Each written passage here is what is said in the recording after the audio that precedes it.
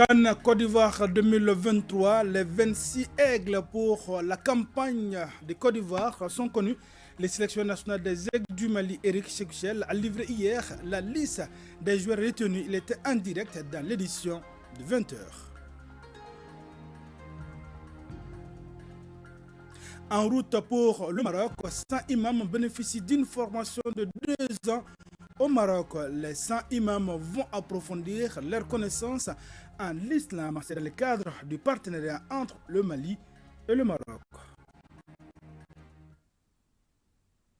Voilà pour le sommaire. Mesdames, Messieurs, bonjour et bienvenue aux informations. Eric Chekuchel, le sélectionneur national des aigles du Mali, a livré hier sa liste définitive des aigles du Mali pour la CAN Côte d'Ivoire 2023. Il était en direct dans l'édition de 20h. Découvrons cette liste. Diarra, Aboubakar Doumbia, Ismaël Diawara,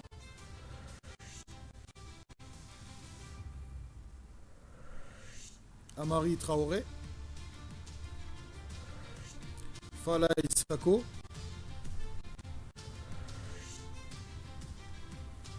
Kiki Kouyaté, Mamadou Fofana, Sikou Niakate, Moussa Diarra, Amadou Dante.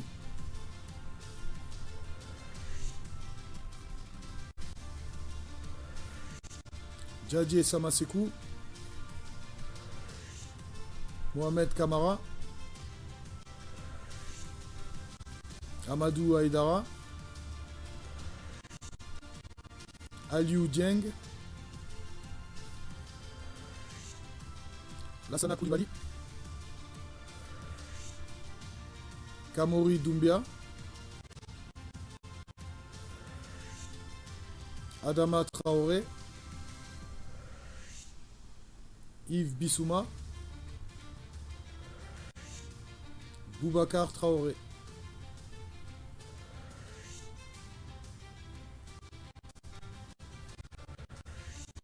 Sekou Koïta, Néné d'Angeles, Moussa Doumbia, Fousseni Diabaté, Ibrahim Sissoko, Lassine Sinayoko, Youssoufou Niakate, Seriné Doucouré. Alors, coach, quels sont les critères qui ont prévalu justement à vos choix? Donc les critères, il y a un critère d'abord de rythme de jeu. Voilà, donc c'est vrai que par rapport à ça, on dira qu'il y a certains joueurs qui manquent de temps de jeu. Donc notamment un ou deux joueurs au milieu de terrain. Donc c'est pour ça qu'il y a une liste avec un milieu élargi. Concernant ensuite le second critère, c'était un choix tactique par rapport à un système de jeu. Voilà, donc certains joueurs, d'après moi, en tant que sélectionneur et en tant que personne qui fait les choix, j'ai estimé que certains joueurs pouvaient rentrer pleinement dans ce système de jeu. Et puis l'autre critère, c'est l'adaptabilité par rapport à un adversaire. C'est-à-dire peut-être changer de système de jeu en cours de match ou face à un adversaire qui nous obligera à jouer d'une autre manière. Voilà, ces joueurs, 26 joueurs, donc défendront les couleurs du Mali à la CAN Côte d'Ivoire 2023. Sport toujours en prélude au Téléthon, en soutien aux aigles du Mali, la Commission nationale de mobilisation pour la CAN Côte d'Ivoire 2023 était devant la presse hier en collaboration avec l'ORTM. La commission a expliqué aux hommes de médias les déroulés du Téléthon prévu pour ce samedi à l'hôtel de l'Amitié à partir de 22h. Il s'agit d'inviter plus de Maliens à soutenir les aigles pour une participation réussite. La soirée soirée de Téléthon a comme marraine notre collègue Haoui Touré. Mamoutou Dante pour le compte rendu. Le sacre des aigles à la CAN 2023, une meilleure stratégie de sensibilisation et de mobilisation, était au cœur du point de presse animé par la commission de mobilisation pour la CAN Côte d'Ivoire 2023. En collaboration avec l'ORTM, la dite commission organise un téléthon de soutien aux aigles ce samedi à partir de 22h. Cette soirée de téléthon sera animée par les artistes, les comédiens, les animateurs et les anciennes gloires du football malien. L'objectif est d'inviter tous les Maliens à soutenir les aigles pour une réussite totale de la Coupe d'Afrique des Nations. Pendant cette soirée, on demande aux Maliens d'abord de se mobiliser physiquement et de montrer leur engouement. Et nous aussi, on veut montrer aux Maliens que le sport aussi fait partie des facteurs de cohésion. Et pour que les gens puissent se mobiliser derrière les aigles, pour montrer aux Maliens qu'ils partent à notre nom et il faut qu'on les supporte. Et on veut demander aussi aux Maliens de supporter cette participation et que chacun puisse contribuer comme il peut. À cet effet, nous avons mis en place 3 choses. Il y a un compte bancaire déjà qui existe depuis un moment. Il y a aussi un numéro court sur lequel les gens peuvent envoyer des SMS. Et il y a aussi un numéro de Mobicash et de Orange Money où les gens peuvent envoyer leurs contributions. L'ORTM, la mission de service public, est appelée à organiser le Téléthon pour les aigles du Mali. Alors nous comptions mettre les petits et les grands pour que ce Téléthon soit une réussite à l'intérieur et à l'extérieur du Mali. Ce téléthon a comme marraine Haoui Touré, journaliste émérite qui entend ne ménager aucun effort pour mobiliser le maximum de fonds afin de soutenir les aigles jusqu'au sacre final. Tous donc ce samedi à l'hôtel de l'Amitié pour soutenir les aigles du Mali, une soirée à suivre en direct sur l'ORTM. Actu défamant sur le terrain dimanche 31 décembre dernier, les vecteurs aériens ont effectué des frappes. La première a permis de détruire la base des terroristes qui ont attaqué la localité de Mouroudia et les neutralisé. La seconde a calciné un véhicule pick-up et neutralisé ses occupants toujours dans la même base au sud-est de Guiré. Abdoulaye Sako.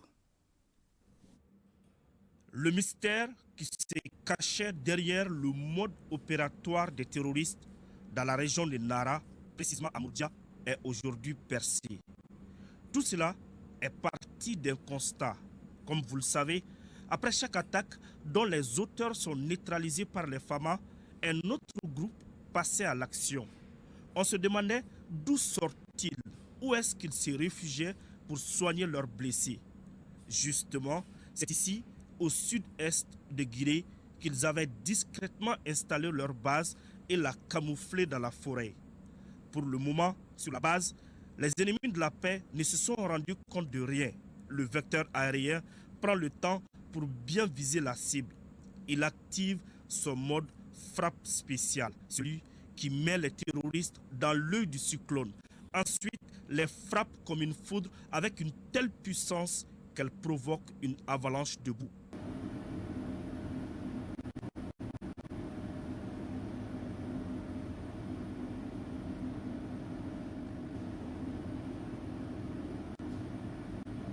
C'est la panique totale pour les terroristes.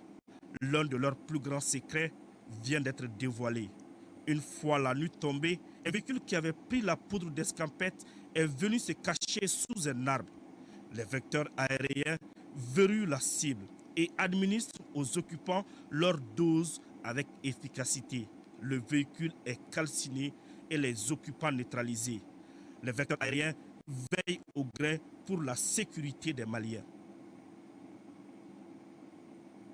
Un mot de l'islam dans ce journal. 100 imams ont pris le départ pour le Maroc.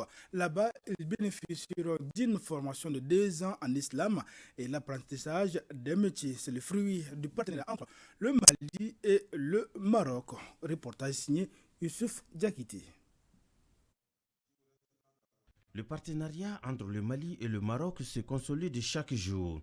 Le départ de ce deuxième convoi des imams pour la formation professionnelle et la connaissance de l'islam est une parfaite illustration. Le représentant du ministre des Affaires religieuses, du culte et des coutumes a insisté auprès des apprenants de ne jamais perdre de vue les objectifs de la formation et le porte-parole des imams rassure. Nous profitons pour aussi saluer nos autorités qui ont eu la bonne initiative de nous envoyer faire cette formation-là. Donc ça ne peut qu'être bénéfique pour nous, imams. Donc nous allons tout faire, vraiment tout, pour mettre en œuvre les consignes qui nous ont été vraiment données pour le bien de notre pays, Inch'Allah. Avant de s'envoler pour le royaume chérifien, la direction générale de la maison du Hadj et le représentant du ministre des Affaires religieuses ont prodigué des conseils tout en gardant à l'esprit que chacun d'eux représente le Mali. En 2022, bien sûr à la demande de son Excellence le président Assimi Goïta, il a été signé un nouveau partenariat entre le Mali et le Maroc, cette fois-ci pour former 300 imams. Donc ces premiers groupes d'imams sont partis depuis le début de 2023. Nous sommes maintenant à la deuxième phase, c'est-à-dire d'envoyer 100 autres imams qui vont rejoindre les 100 qui sont déjà sur terre marocaine. Nous avons demandé d'être exemplaires parce qu'au sein de l'institut là-bas, il y a beaucoup de pays qui sont représentés. Et la spécificité est que ce ne sont pas seulement des imams, mais il y a aussi des femmes qu'on les appelle les mourchidat, c'est-à-dire les prédicatrices. Elles seront aussi des femmes qui vont vraiment être des femmes exemplaires dans leur localité, appelées à la paix, à la sensibilisation, à la formation pour d'autres activités pouvant faire intéresser les femmes dans leur localité. Pour mémoire, la formation en question dure 2 ans. 7 communes des cercles de Kenyeba, Bafulabe, Kaï et Djima ont reçu leur programme de développement économique, social et culturel PDCEC. Cette remise officielle a été effective grâce à un financement de l'UNICEF. Le point avec Moriba Keïta. 7 communes situées dans les cercles de Kenyeba, Bafulabe et Djima Kaï ont reçu officiellement leur programme de développement économique, social et culturel PDCEC. Il s'agit des communes de Baye, Dombia, Kroketo, Djema, Maïna, Koussane et Bafulabe. Cette remise des PDCEC qui s'inscrit dans le cadre de la coopération entre l'État, les collectivités et l'UNICEF permettra aux collectivités concernées d'être mieux outillées pour faire face au développement harmonieux de leur communauté. Le PDCEC, c'est le guide de la collectivité. Toute administration sans planification, c'est un peu naviguer à vue. Donc le PDCEC, c'est l'outil de travail de la collectivité. Il y a eu d'abord l'évaluation du premier PDCEC et maintenant ça c'est le deuxième. Et pour cette fois-ci, j'ose espérer qu'ils vont aussi prendre ça comme étant leur arme de développement. Voilà pourquoi ils sont conviés alors à pouvoir matérialiser eux-mêmes leurs propres initiatives. Le contenu est venu donc de la base. Pour rappel, ce document a été réalisé grâce à l'appui technique de la Direction régionale du développement social et de l'économie solidaire en collaboration avec l'Agence de développement régional de CAI ADR et de la Direction régionale de la planification, de la statistique, de l'information, de l'aménagement du territoire et de la population. Direction Kidal, de 2012 à 2023, plusieurs édifices historiques de la région de Kidal ont été détruits par les groupes armés terroristes. La prison centrale de Kidal, le camp de la garde nationale et plusieurs autres bâtiments de l'État ont été rasés et vendus par les forces du mal. On en sait plus avec Sidi Elmedi Ag Al-Baka, Benogo Fofana et Taïeb Adjawiakoui. Le 25 mai 1907, la mission du capitaine Coven de Bamba et Pasquier de Gao arrive à Kidal et propose l'occupation de l'Adar pour faciliter la police du désert. L'administration coloniale en 1908 crée le fort de Kidal qui était destiné au centre de communication et à la sécurité du poste du commandement de l'époque. Il symbolise un patrimoine historique qui a marqué la mémoire des Kidalois. Ce fort que vous voyez là, Kidal, il a été construit en 1908 dans le cadre de l'occupation, début du XXe siècle. En 1934, la prison construite pour recevoir les plus grands malfrats du Sénégal au Bénin. Le Soudan, le Sénégal, la Guinée, la Côte d'Ivoire, les Dahomey avant, c'était la Haute-Volta, tout ça. Tous ces prisonniers-là, les prisonniers de l'Afrique occidentale, on les envoyait à Kidal. On les envoyait dans cette prison. Parce qu'on sait que quelqu'un qui s'évade de cette prison, qui s'échappe, il ne peut pas. Il est voué à mourir. La célèbre prison de Kidal, où les bagnes de Kidal recevaient tous les opposants politiques, dont les plus célèbres sont Félix Dabo Sissoko, Hamadoun Diko, Marka Kassoum Touré, Moussa Diarra de Sakoïba, ont été transférés à Kidal avant d'autres destinations. Les détenus ont joué un rôle important dans le développement de Kidal sur le plan économique, éducatif, social et culturel. Djamba Touré, appelé Djamfa par les Kidalois, originaire de Massigila à Djidjeni, a travaillé avec des anciens détenus qui se sont installés définitivement à Kidal il y a plus de 50 ans. Bon nombre de prisonniers s'est installé à Kidal définitivement après leur libération, en ayant des familles et des enfants. Aujourd'hui, plusieurs détenus de cette vague sont décédés. Parmi ces détenus également, il y avait ceux qui font la corvée du bois, des cuisines. Les bagnes de Kidal a aussi accueilli le premier président du Mali indépendant, Modibo Keïta, qui a séjourné dans cette cellule avant d'être transféré dans une autre au camp général Abdoulaye Soumaré de Kidal. Plusieurs chefs et combattants de différentes rébellions de 1963 ont aussi séjourné ici. Le site a été choisi à cause de son éloignement pour isoler et rééduquer les prisonniers. Les prisonniers, ils étaient utilisés, ils travaillaient pour l'administration coloniale. Ils faisaient les maraîchages, ils faisaient les constructions. Ils balayaient aussi la ville. On pouvait compter jusqu'à 400 prisonniers. Les matins, quand ils se réveillent, sous la conduite des gardes, ils allaient sur les collines, conduits par les gardes. Chacun amenait un caillou. Il y avait une équipe sur place pour tailler les pierres là, les transformer, leur donner des angles pour faciliter la construction. Ces édifices qui nécessitaient d'être conservés comme un musée, la mémoire collective, dans le cadre du tourisme, ils pouvaient contribuer au développement de Kidal. Cette prison de Kidal où a séjourné Modibo Keïta et d'autres personnalités avant lui, n'est-ce pas? C'est quelque chose qui est extraordinaire pour la mémoire du Mali, pour la mémoire de l'Afrique occidentale, pour la mémoire de l'Afrique, pour la mémoire du monde. C'est quelque chose de très intéressant. La prison, les camps de la garde nationale et plusieurs autres bâtiments de l'État ont été détruits et tenez-vous-bien, morcelés et vendus aux plus offrants par les groupes armés terroristes et leurs alliés entre 2012 et 2023. Le bagnes de Kidal a été définitivement fermé par le président Alpha Oumar Konaré en 1997. Tradition respectée par le Conseil local des jeunes de Kita. En effet, chaque année, il apporte la nourriture aux prisonniers de la maison d'arrêt de Kita. Et une partie des étudiants de l'EFM de Kita ont bénéficié cette année de l'action humanitaire de la fêtière des jeunes de la capitale des Arachides. Digia Mohamed Fabrice.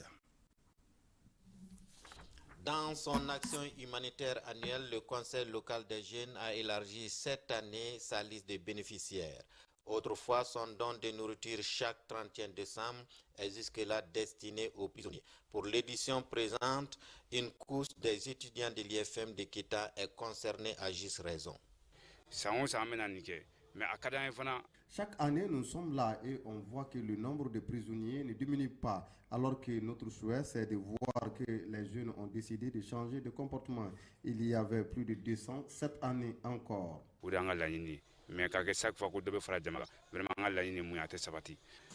Et Dieu sait que vous avez frappé à la bonne porte parce que il n'y a pas de jeunes au Mali qui ont plus de problèmes que ceux de l'IFM de Kita.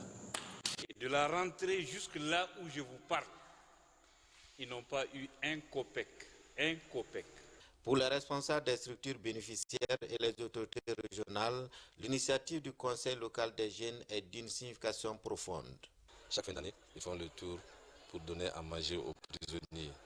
Au niveau de l'IFM aussi, nous avons trouvé des élèves maîtres qui sont dans une situation extrêmement difficile. Ils ont fait 3 mois sans avoir leur bourse.